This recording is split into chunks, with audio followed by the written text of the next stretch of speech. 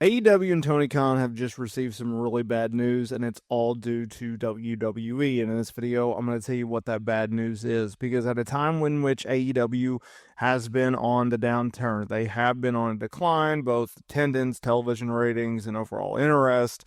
The hits keep coming. And it's because of WWE, which is on top of the world right now. They are on all cylinders. They are officially kicking off the road to WrestleMania. Now, AEW, they are coming off of their Wrestle Dynasty show in which they could not promote it because it was on a different streaming service, as well as the road to Grand Slam over in Australia, which has already had to move locations due to poor ticket sales. Now, keep in mind that they were trying to run a stadium in a country in which they did not have much distribution. That should have told you we might want to go on the conservative side. Now, AEW, they are building towards the Grand Slam event. Ironically, they will be going on the same day as WWE Vengeance Day, the latest NXT PLE on February 15th. But in this case, it's not all bad news. Vengeance Day will air that night. Grand Slam will air probably in the early morning to afternoon, but that's not the issue. The issue comes months later. Now, AEW is building towards one of their most ambitious pay-per-view events in company history. They are going to, and it's technically Arlington, Texas, but it is Dallas, Texas, to run All in Texas. They're going to go to the Global Life Field where the Texas Rangers play, and they're trying to put on a very ambitious card. Now, we know we're probably going to get the lights of Kenny Omega versus Okada, but ticket sales are just north of 10,000, which is not great for a baseball stadium. They'll be fine. They'll continue the show at the venue, I think. But this is where things get a little sour. The next battle between WWE and AEW will be a major one because All in Texas is slated to go head-to-head with WWE Saturday Night's Main Event. If you are a non-subscriber, you can go to Peacock and you can look at the schedule for upcoming WWE programming. And it lists the next two Saturday Night's Main Event.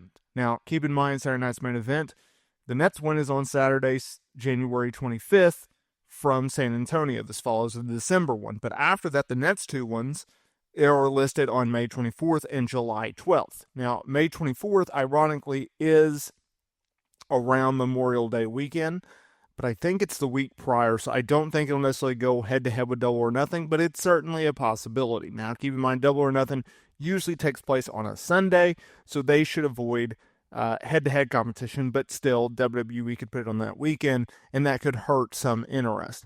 Now, July 12th is interesting because that is when All In, from Global Life Field in Arlington, Texas, AEW's first ever pay-per-view event to be held in Texas and at an American baseball stadium, will take place.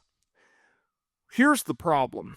Anytime that WWE and AEW takes place on the same day, WWE, whether it's airing before or after AEW, typically takes away from their audience because people will rather pick WWE over an AEW product. They just will. They have a larger fan base, right? But the casuals that will watch both, they will typically go with WWE. If you are talking about a scenario in which AEW has to go head to head, not with just a PLE, but a PLE level type card on free television, that is throwing the deck at them, in my opinion. Because you're asking AEW fans to pay $49.99, maybe you can get a discount, but you're paying a chunk of change to watch an AEW pay-per-view event.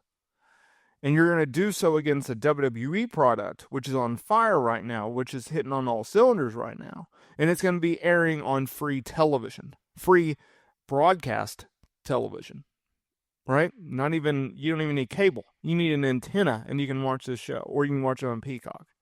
So that's a large task.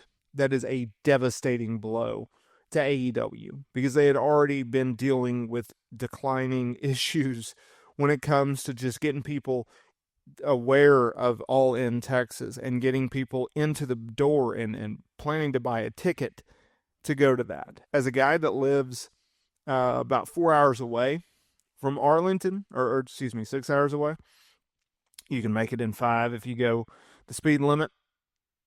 I consider going, but then again, it's a trip out there, and ticket prices are not cheap, right? And if you want to even remotely see the ring, you're going to have to pay a couple $100.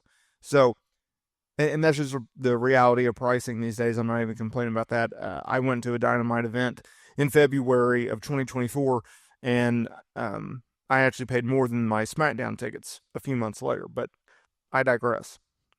Getting the opportunity to go and hold an event in Texas at a baseball stadium was very ambitious to begin with. But it's more ambitious if you're going to try to go against head-to-head with WWE. It will be very interesting to see where WWE hosts this event. If it is anywhere near Texas, I am strongly considering moving this show, because you cannot have 10,000 people in a baseball stadium. You cannot have 15,000 people in a baseball stadium.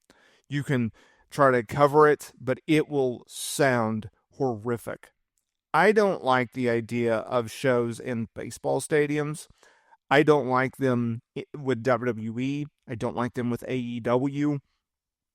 That's just me. If you're going to run a stadium, do a football stadium.